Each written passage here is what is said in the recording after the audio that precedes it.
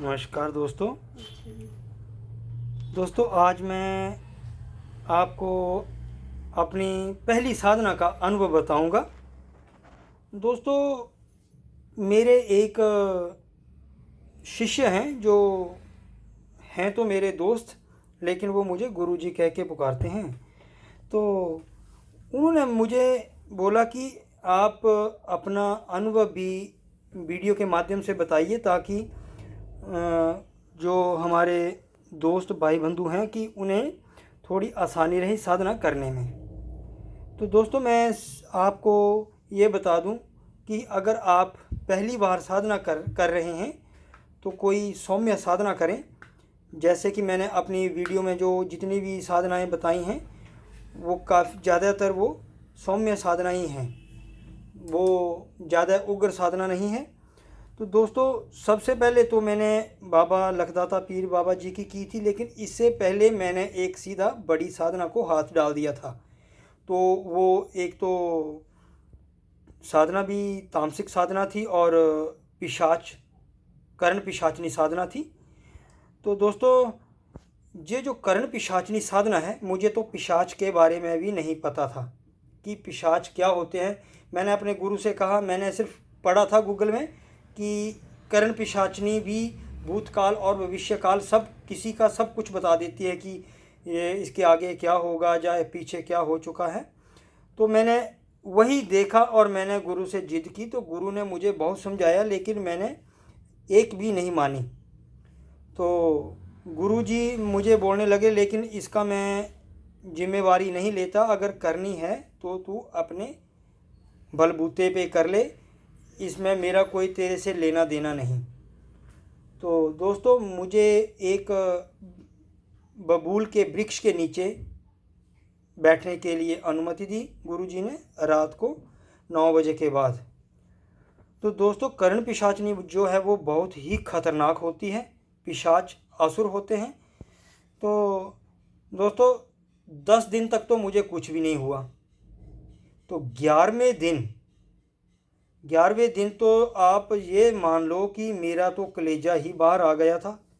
उस कर्ण पिशाचनी ने मेरे को ज़ोर से चांटा लगा दिया, मतलब इतनी ज़ोर से मारा कि मेरा मतलब मैंने तो ये सोच लिया था कि शायद साधना तो छोड़ो कि मैं अब मर जाऊंगा। लेकिन मेरे गुरु ने ये बोला था कि जो मैं मंत्र आपको दे रहा हूँ सुरक्षा कवच के लिए, उसका सुरक्षा घेरा करना है और उसके बाहर नहीं निकलना है जब तक मंत्र जप पूरा ना हो।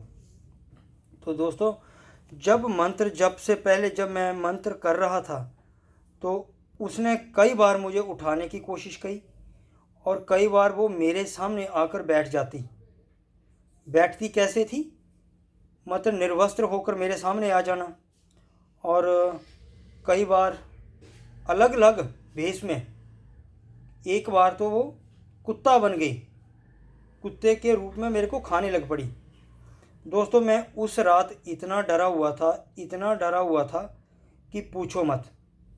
उसके बाद मैं ये सोच रहा था कि मेरा मंत्र जब पूरा हो और मैं इस सुरक्षा घेरे को खोलूं और भाग जाऊं। उसके बाद दोस्तों मैं 11वें दिन जब मेरा ये अनुभव रहा तो मैं मन ही मन गुरु को भी याद कर रहा था कि हे गुरुदेव, जो मेरे से गलती हो गई है एक बार, वो मैं दोबारा नहीं करता, मेरे को एक बार बचा लो। तो दोस्तों उस दिन के बाद मैं सुबह ही अपने गुरु के पास गया और उनके चरणों में गिर गया और मैंने उनसे बोला कि हे गुरुदेव, आप सच कहते थे। और वो कर्ण पिशाचनी 12वें दिन जब मैं साधना करने नहीं गया तो वो 12वें दिन मेरे घर में भी आ पहुंची थी। तो दोस्तों मेरी तो यही राय है कि इन पिशाच पिशूचनी साधना के चक्कर में कभी मत पड़ना, क्योंकि मैं उस दिन इतना डर गया था कि वो तो मेरे गुरु ठीक थे, अच्छे थे कि उन्होंने मंत्रोच्चारण से पिशाचनी को पीछे मोड़ दिया। नहीं तो उस दिन तो मेरा इतना मतलब मैं तो बच ही नहीं। मैंने तो ये सोच लिया था कि अब मेरा अंतिम समय आ गया है। तो दोस्तों अगर मैं कहूँ तो जैसे सौम्य जो साधना मेरी वीडियो में हैं उनको आप कर सकते हो। अगर उनको आप बीच में छोड़ भी दोगे तो आपको उसमें कोई भी हानि नहीं होगी, क्योंकि लखदाता पीर बाबा, मुट्ठी पीर साधना, मोहम्मद पीर साधना, या गुरु गोरखनाथ जी साधना, या जितनी भी माँ बगलामुखी जी की साधना मेरे दी हुई हैं, अपने वीडियो में पहले से डाली हैं, उनमें आपको किसी भी प्रकार का भय हानि कुछ भी नहीं है, क्योंकि मैं वही साधनाएं देता हूं जिसका किसी भी आगे मेरे भाई बहन को डर ना हो और साधना में कोई हानि ना हो, क्योंकि मैं पहले ही देख चुका हूं इन चीज़ों को। तो दोस्तों मैं तो यही कहूँगा कि अगर करनी है, सबसे पहले आपने स्टार्ट करनी है, तो आप गणेश पूजन, भगवान शिव की साधना कर सकते हो। भगवान शिव की जो शिव चालीसा साधना जो है वो भी, उसकी भी सिद्धि हो जाती है। लखदाता पीर बाबा जी की भी साधना बहुत अच्छी है, जिसको आप सिद्ध करके किसी का भी पता लगा सकते हो। तो ये साधनाएं मैंने अपनी वीडियो में पहले दी हुई हैं।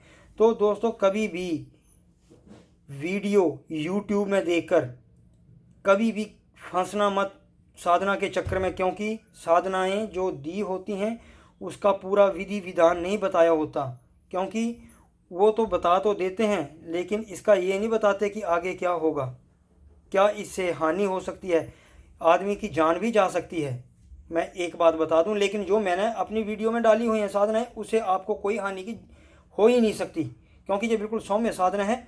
41वें दिन जो जैसे जैसे मैंने बताया है वो साधना जब अगर आप करोगे तो बाबा प्रत्यक्ष रूप में आपको दर्शन देके आपको वरदान देंगे। वो आपने मांगना है कि क्या वरदान लेना है आपने, उसी हिसाब से जब भी आप बाबा जी का मंत्र जो है पढ़ेंगे 1 या 3 बार, बाबा प्रत्यक्ष दर्शन देकर आपकी सहायता करेंगे, आपका मार्गदर्शन करेंगे। तो ये मेरा अनुभव था। तो मेरा यही अनुरोध है कि आप भी अच्छी साधना करें, कोई तामसिक साधना ना करें। अगर आप नए साधक हैं तो जय बाबा लखदाता जी की। अगर मेरी वीडियो अगर आपको अच्छी लगे तो आप लाइक और सब्सक्राइब करना, ताकि मैं अगर आने वाली जो मेरी नए वीडियो हैं आप तक पहुंच जाएं। जय लखदाता पीर बाबा जी की। हाँ बिठाओ इनको, मैं इनका देखता हूँ इनको। हाँ बिठाइए बिठाइए इनको, मैं बाहर बिठाइए, मैं झाड़ू उठा जाऊँ, मैं आता हूँ।